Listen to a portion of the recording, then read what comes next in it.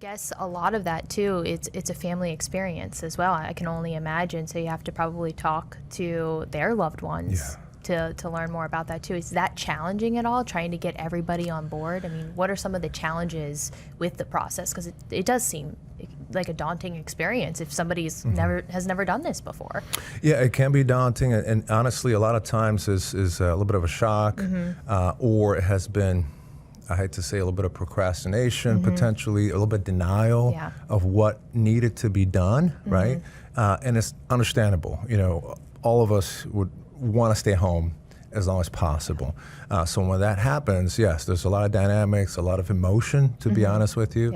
And so when there's multiple family members, they may be torn on what needs to be done. So our job is to understand that it's a very emotional time, provide the education, the guidance, resources, even if placement needs to be put on hold for whatever reason, we want to be able to connect them with resources in the community to make sure that at least the individual is safe and they're getting what they need until the time arises again. But yeah, so it's very important for them, for us, I should say, to understand the dynamic. And you mentioned this earlier, but that all of the assisted living facilities, they have to be regulated and licensed in Florida, right? So does that go into memory care, independent living too, or just the assisted living?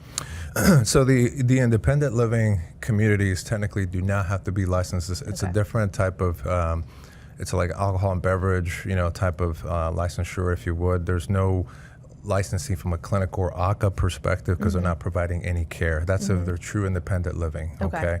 But if you're talking assisted living and memory care, yes.